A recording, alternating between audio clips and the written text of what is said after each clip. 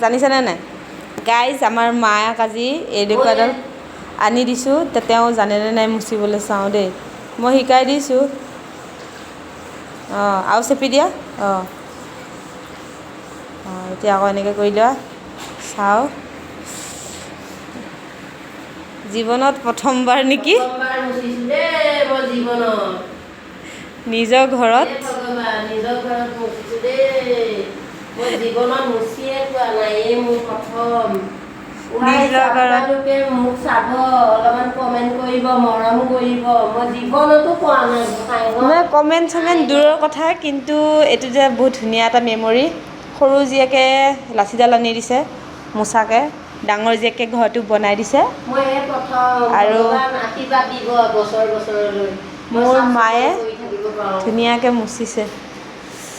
ভাল লাগিছে কালিলৈ পাপাইকো শ্ৰাদ্ধ আজি ইয়াতে মই কৰিব নোৱাৰিম আৰু বহুত বস্তু বাকী আছে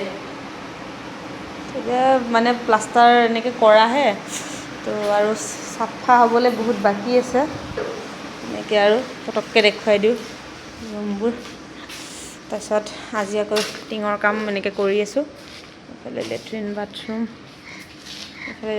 দেই এইটো কিটচেনটো কাম বাকী আছে তাৰ এইটো ফ্ৰেম বনালোঁ চিনটেক্স থ'বলৈ তাৰপিছত এটা ৰুম তাৰপিছত ইয়াতে মায়ে চাকি দি থৈছে এইটো এটা সৰুকৈ ড্ৰয়িং ৰুম টাইপ এইখন এখন বাৰাণ্ডা তাৰপিছত এটা ষ্টেপ তাৰপিছত আজি টিঙৰ কাৰণে এইটো ব্যৱস্থা কৰা হৈছে তেনেকুৱা এনেকৈ বনাইছোঁ মাৰ প্ৰথম এনেকুৱা লাঠি দি মুচিছে দেই ভাল লাগিলে নে মা বহুত ভাল লাগিল okay thank you bye bye bye bye টাটা আমি যামগৈ এতিয়া বাই বাই